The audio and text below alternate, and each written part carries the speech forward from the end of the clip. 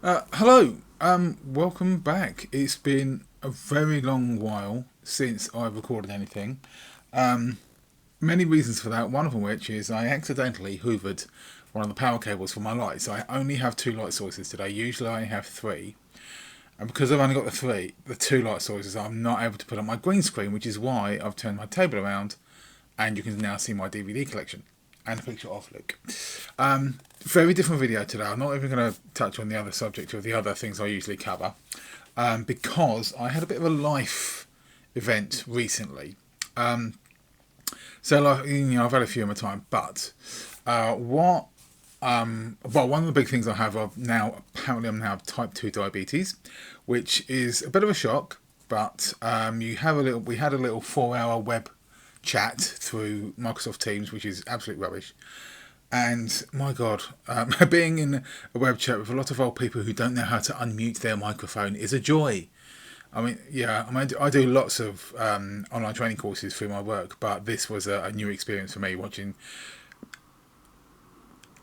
this for half an hour while somebody, Mildred, your microphone is muted, and they don't know what a microphone is, let alone how to unmute it. Anyway, but what I also did when I was in the doctor's surgery, there's something that's been bugging me for quite some time. I'm not buggling, but niggling. I've probably mentioned this before, but both my sons, Luke and Max, who I love dearly, both have ADHD, and they also have autism, and they've got some other things going on, but let's not talk about that.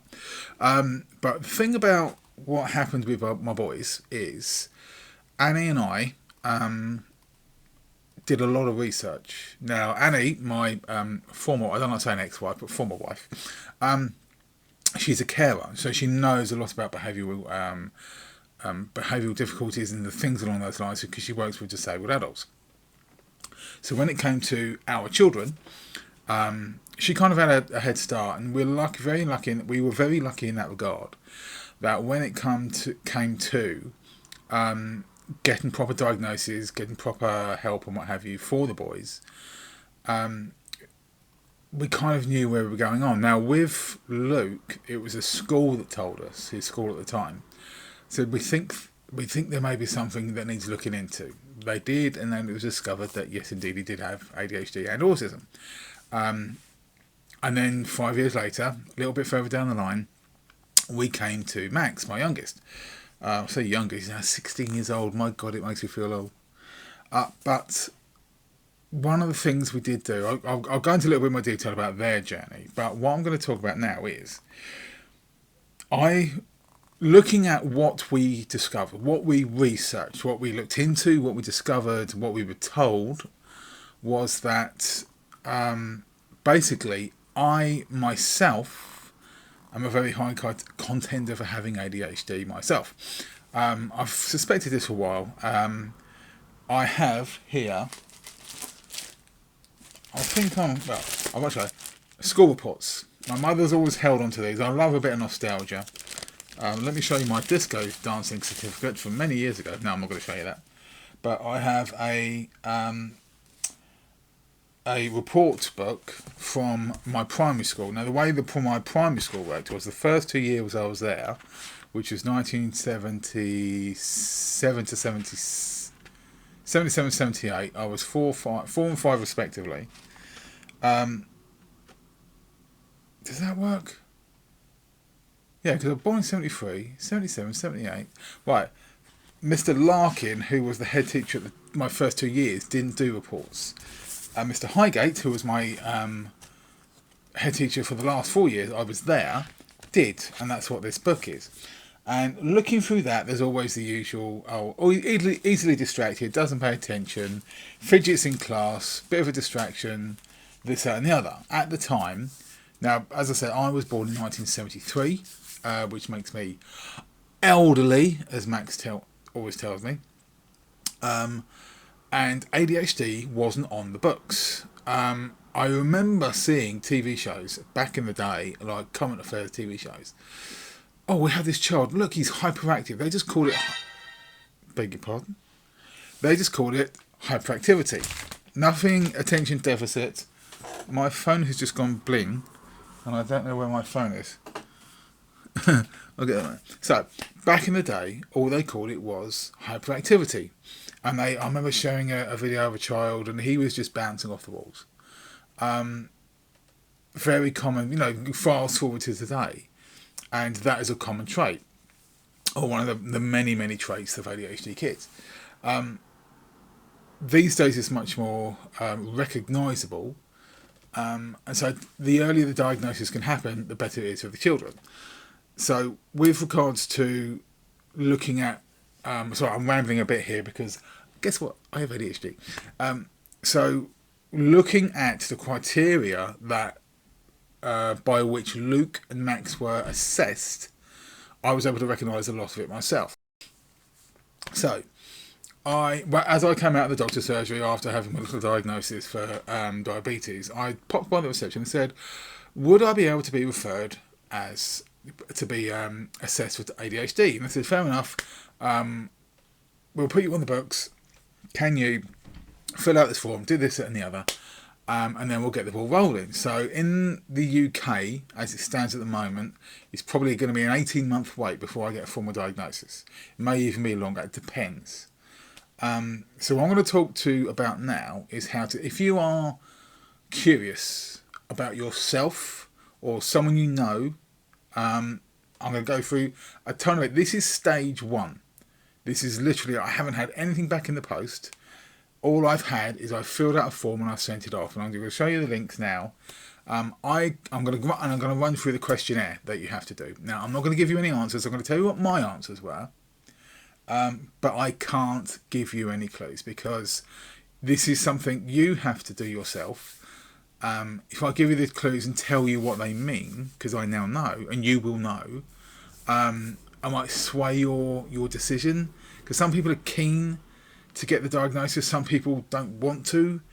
I myself, more than anything else, I just want, one, to have it recognised, to make sure I'm not just got a shitty memory and can't remember where I put things down 30 seconds ago. There's a very good reason I have a bleeper on my key. I'm serious, I have a bunch of keys and a Galaxy tracker because I lose my keys in this room. To my left is my bed. It's incredibly messy, which is why I've turned the camera around because I couldn't put my green screen up. But somewhere on there, I've got 2 bunches of keys and I've got trackers on both. And if I can't find my keys, I make them sing. And the little tracker makes a noise and I can find them. That's how. Don't talk to me about my glasses, my other pair of glasses, because I'm just the same with those. So what I'm going to quickly run through there, I'm going to put a link down below to the website that I was given, which is Right to Choose. Now, the right to choose is you have a right to choose the medical provider who provides you with your ADHD assessment. And depending on where you are in the country and what service you choose can depend on, one, the quality of the assessment you receive and also how long it's going to take. So I'm not by no means an expert. This is literally just what I know through looking out for my kids and what I've learned so far. I'm very early into this. I'm only about 2-3 weeks into this so far. So this could be an ongoing thing. This is going to be a very regular thing because this is going to be a very slow process. So what I'll quickly do, I'm going to get the page up on my website. So I'm at the ADHDUK.co.uk. Don't do what Billy Don't does. That isn't Donnie Don't. That was it in The Simpsons. So there is somewhere on this website. You can probably see it in my glasses and the reflection on the TV behind me. As I say, so a little bit back to my suspicions about myself. The time was, where were we? We were in a doctor's waiting room and Annie was with me and don't think I was nervous, but I was impatient and I was a bit bored and my knee was going like that. I was bouncing on my toes. And Annie didn't say anything. She just saw and observed, which is what Annie does. What Annie did. And it's one of the little things she picked up, and as we went further and further through our boy's diagnosis, it was like, you do this, you do this, you do this, you absolutely do that. You might not do that, but you definitely do this. Okay, but this has been a while. So, but now, like I say, I said in one of my previous videos, I'm on my own, I've got the time, let's get this looked at. Just so I can get assessed. Not necessarily for any benefit of what I can get, because some people may want that. This is just for me, peace of mind to me. And if I can get support and then a kind of, therapy, what's the word? Support for it, it might help me become, a more level person, improve my memory, that kind of crap. Where did I put my keys? Anyway, so I'm going to run through this now. So ADHD screener, let me pop this. ADHD self-screening tool points to the widely considered viewpoint that adult ADHD is underdiagnosed, meaning people with the condition are not getting the help they need. The World Health Organization and the work group on adult ADHD have generated a screener survey. If you do go through the diagnosis, go through this process, and you choose a provider, this will be part of it, or a variation of this will be part of the assessment, or the first stage of the assessment. So I should say, before we do any further, the first thing you need, this is not the first step. The first thing you need to do is see your GP or your medical practitioner, the guy who you go to with your bumps, bruises and scrapes, wherever you may be. In England we call him a GP, general practitioner. In America, whatever you want to call your healthcare provider, or wherever you are. Okay, and ask them first. Okay, they are not going to make the opinion for you. They're not going to tell you, oh, don't worry about it, you probably haven't got ADHD, or you haven't got autism, this, that and the other. It's not their job. Okay? Ask for the assessment. Don't say no. Don't accept them saying no, because you have the right to an assessment if you ask for it. Okay? So at that point, that was when they would start sending you links and information. In the UK, you have to choose a provider and let them know. In the case of the one I used, I had to print out physical paper forms. I know, amazing. Physical paper forms, fill them out with as much information as you can. If you don't know any part of the details, specifically in my case, the GP's name, address, all that kind of, as much detail as you can, hand them over to reception physically to the people at the counter. Okay, then the ball will start rolling. But this is part of that process. Okay, so I'm just going to run through this very quickly. So, section A. Please check the answer that most closely represents the frequency of occurrence of each of the symptoms. So it's going to be often, very often, sometimes, rarely, never. Okay, so if we go on this first page, there you go. Never, rarely, sometimes, often, very often. How often do you have trouble wrapping up the final details of a project once the challenging parts have been done? This is kind of a perfectionist kind of thing. Now, I do quotes. In one case, just a generic example, I have one customer who does a lot of the work for me, and he does a lot of work with guttering, cast iron guttering. There's a couple of companies, they're all under the same umbrella, but he will send over, the supplier will send over a quote to me and say, our customer's been speaking to us, they find out the details, here you go, work on this quote. So I will get the blanket price. I will also get the percentage off that price, and then another percentage off that, which is our price. So the initial cost, which is what they call list. Then you have the customer cost, then you have our cost. Okay, it's a variation. You work out the maths. It's very easy to do. They give you all the numbers. You just put it in. You can be lazy and say as per quote XXX.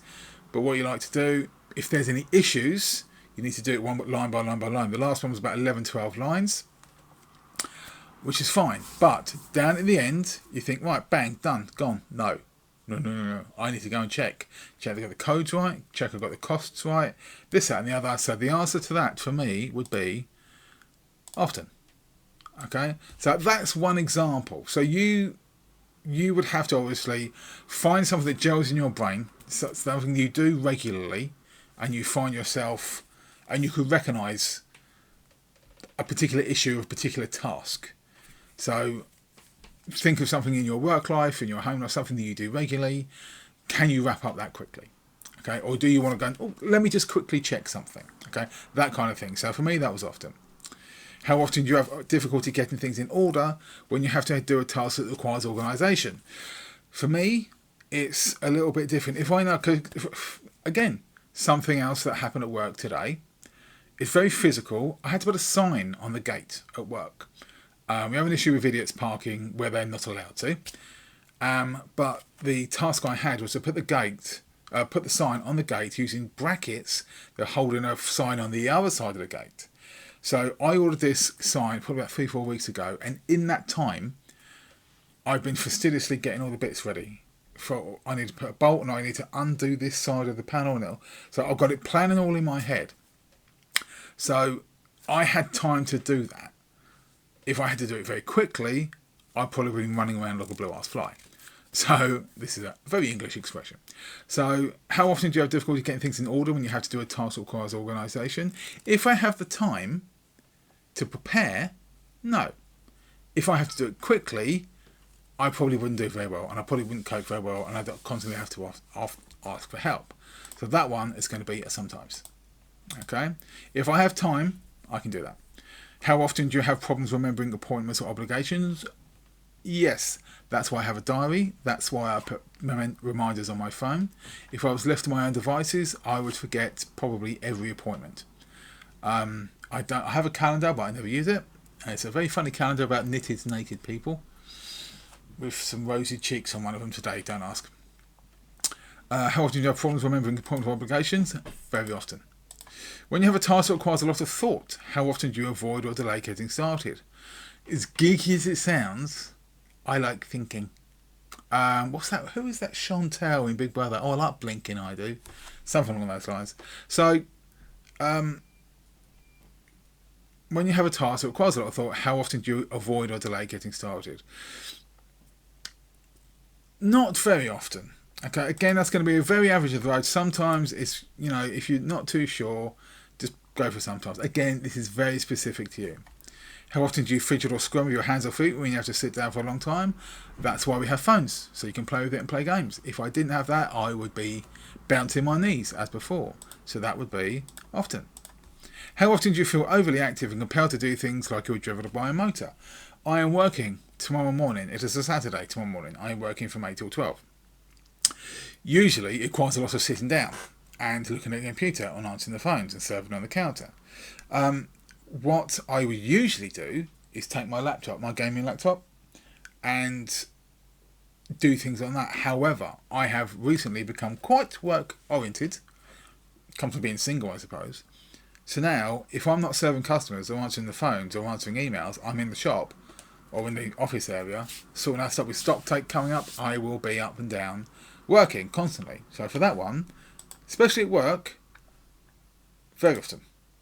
Okay, section B. These are pointed, by the way, so you get points for each answer.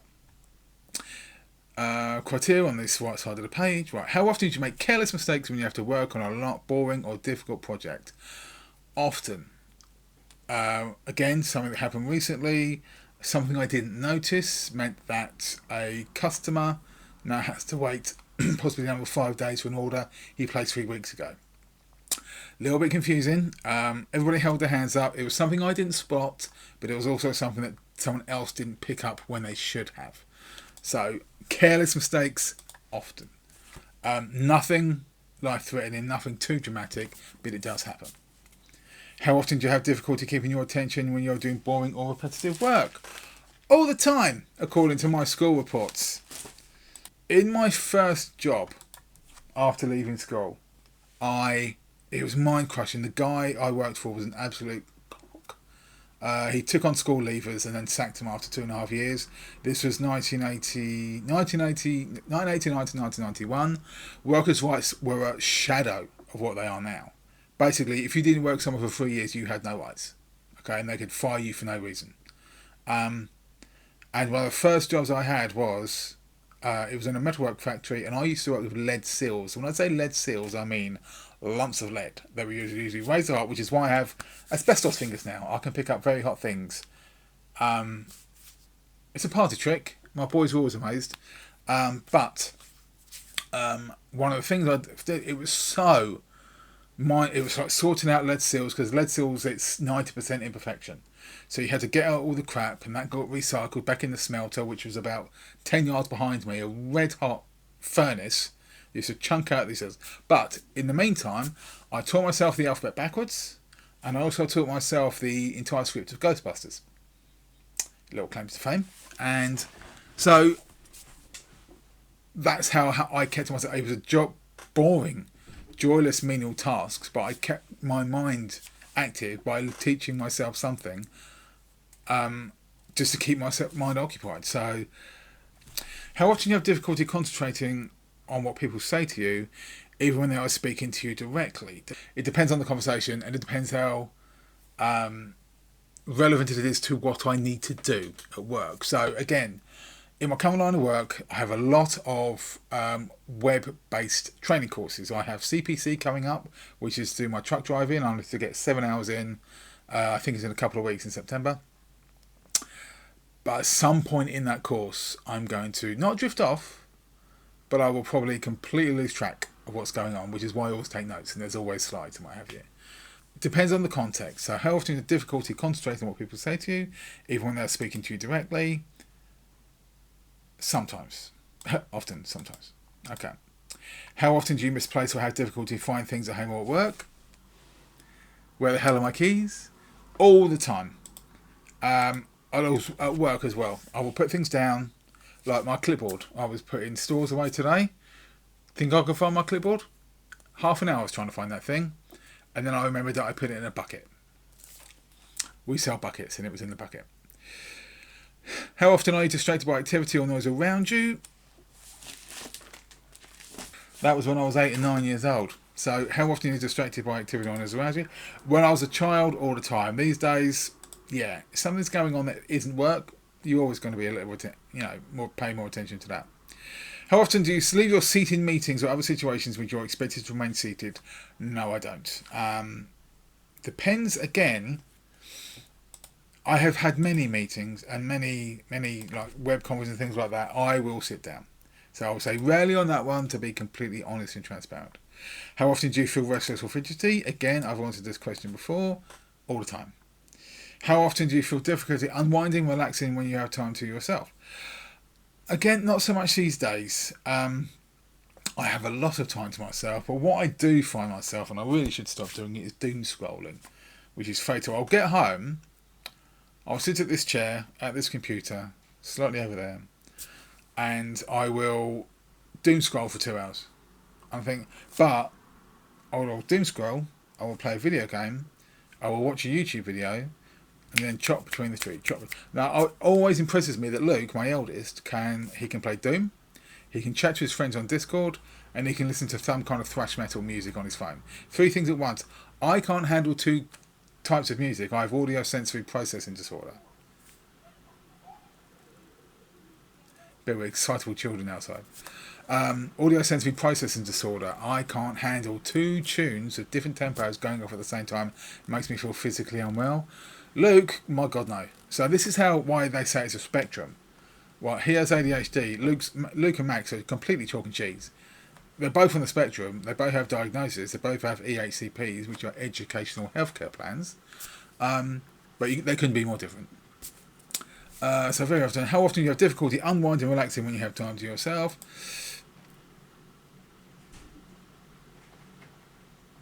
That's raining. Oh, I bet they didn't put that guttering indoors. Yes, I'm going to say often to that one, because that is true. How often do you find yourself talking too much when you're in social situations? King of the overshares. As you know, these videos, I'm talking so far now for 26 minutes, okay?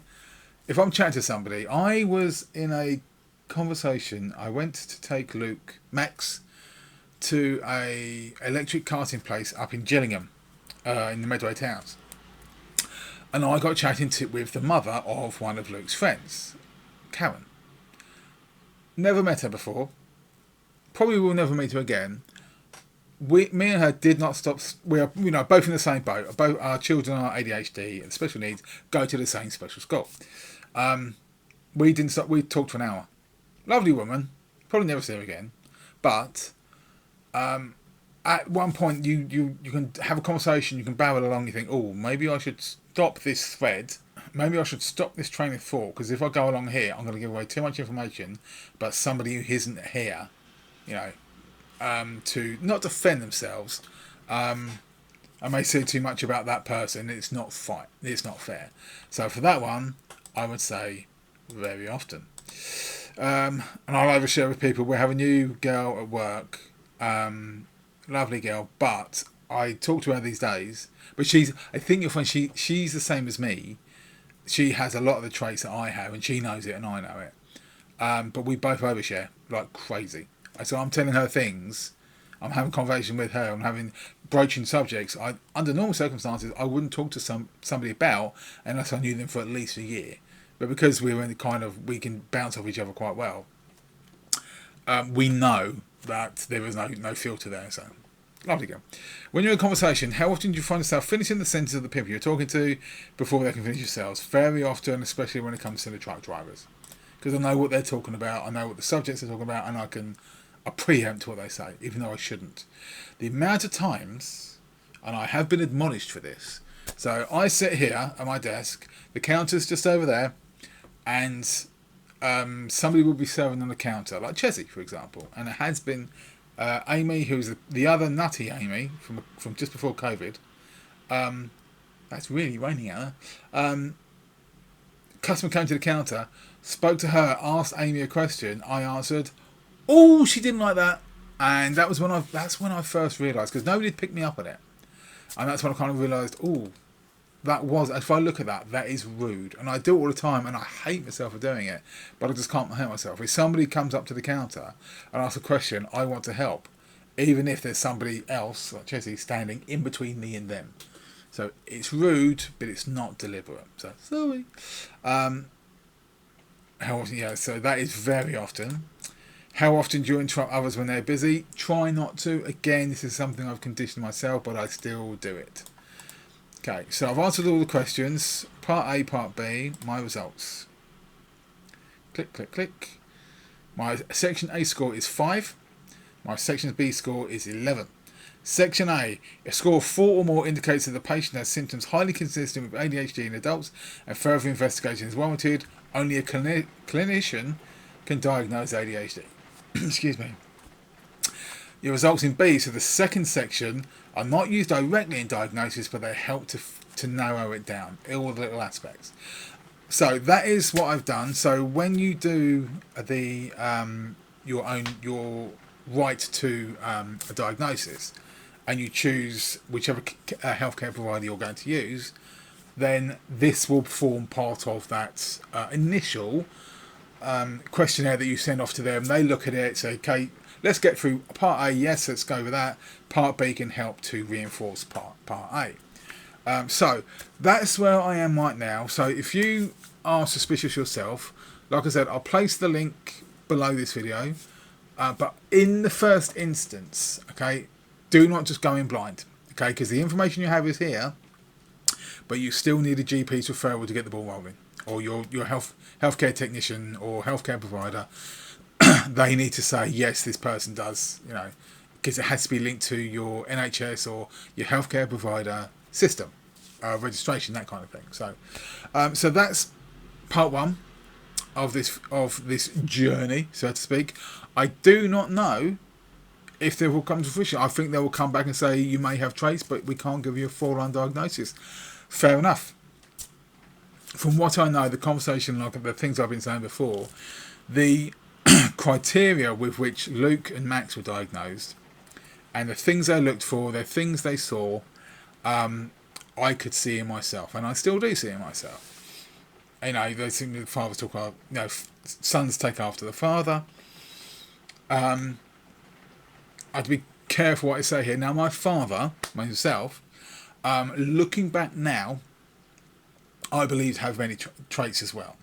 Obviously, my father was born in 1944, before World War II had ended. So ADHD was not a thing. He was my memory. I'm not going to say anything else. All I'll say is my memory of my father, and what I know now is that when Dad was watching a action movie, I kind of found it awkward because he was sitting in the chair facing that way, and I'll be sat on the sofa and the TV's over there, so Dad's there, king of the castle. But if there was an action movie, he'd flinch. Or if there was a punch, if there was a punch or a kick, he'd do this, or he'd kick his feet.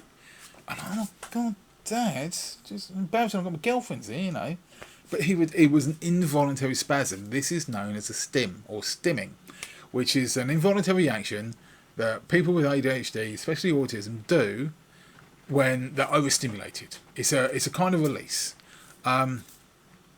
You'll see a lot more with Max. Luke, again, no. Max When we were getting him diagnosed, here's a little share. This is outside the actual subject here, but there's a little share. So when we were getting Max diagnosed, we had to obviously have loads of appointments and assessments and meetings with healthcare professionals and doctors and what have you. And we went into this little, basically looks like a kid's classroom, but it was part of the school not far from here. Sat down in the room, and they were talking to Max, have all these questions. But what children do when they're in situations like that is something called masking. It's where they act, if they're clued up enough, because Max is very, very smart. What they will do is they will mask. They will act like they think they're supposed to act and present themselves how they believe themselves to be presented, or how they're supposed to be.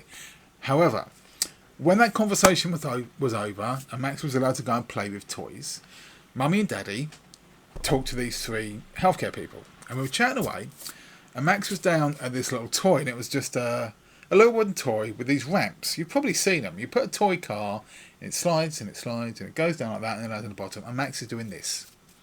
He's flapping with his hand, and he's clicking with his hand. So I can't do it. Oh, probably. Anyway, but he was doing this, and one of the guys who was opposite the desk was looking at him with a fascinated expression. Well, my goodness. I said, what? I says, I wouldn't have expected him to do that. He says, what do you mean? He says, all the stimming and what have you. He seemed perfectly normal up here. I says, yeah, that's how it goes. When you put them in a sterile situation where they're expected to act a certain way, they will act that certain way. How they expect themselves to be, how they're supposed to behave. But when they're on their own and they think they're being unsupervised and unobserved, that's when their natural character comes out. When sections of this diagnosis are observing people interacting in a natural way, whether or not they'll come into my diagnosis if I get one, I don't know. But again, this is the start of a long journey. So 18 months. A good friend of mine, another Abby. I've got two Abbies, an Amy and another Amy, so it gets very confusing. She has been diagnosed with autism quite recently. She's about 30, I think. So it's a bit of a release. For some people, it's an explanation. For some people, it's vindication. And for some people, it's an excuse. But that's a subject for a very different time. So anyway, that's enough of that. Thank you very much for watching. I hope this has come like something to help you. First steps, go to your GP healthcare provider. Tell them you have a suspicion, tell them you'd like to be referred. They will then send you a link similar to this, or they'll send you some kind of communication, some kind of letters. I've been given a link to a website, which is where all this is. The website I'm going to give you, have a look around that, because there's one thing at the top I've just noticed. Page for ADHD deniers, which I think is a fascinating avenue to go down. So this is the kind of things, like the people I know, there didn't used to be ADHD in my day. Yeah, there was. Like I said, I was born in 1973, started school in 77, went to school all the way to 1989. I can probably name 15 people, I'm not going to, 15 people in the various schools I went to, absolute dead certs for ADHD. No question whatsoever. Being the learned, experienced people that myself and Annie are, we can now look at people and say, yep, because we put it this way. In the UK, when you're desperately trying to get your children the help they need, and when you have to have two high court tribunals, when I say high court, I mean London. 1 week later, Johnny Depp was in the same building. Put it that way. When you're crawling around on the carpet, on your hands and knees, sorting out and collating all your paperwork to get it into a comprehensive folder that someone else can use and reference, when you've got work again in 3 hours and you're driving a truck, you learn some things. You know some things and you recognise some things. So going back to 1970, whatever, as I say there, come on, at least two in my class in primary school, all boys, loads in secondary school, and probably 4 or 5 in grammar school, but they normally didn't last into the full 3 years, because it was only 3 years in grammar school. So a lot of it is recognising traits in yourself, but it's also getting someone else to recognise my tool. So if you have a suspicion, have a look through this website. It looks like, I haven't been all the way through myself, it does look like a wealth of information that could probably help you narrow things down. And if you do want to go ahead, then follow the link, follow the guidance, speak to your GP, speak to your healthcare provider, and go from there. Okay, so this is the end of part 1. No idea how long it's going to take to get all this processed. I think the next thing is going to be a proper questionnaire assessment form through the mail, which fingers crossed I'll be getting in the next couple of weeks. When I have a look through that, I will make another video. But until then, thanks very much for watching. I hope this has helped, and I will see you next time. Bye-bye.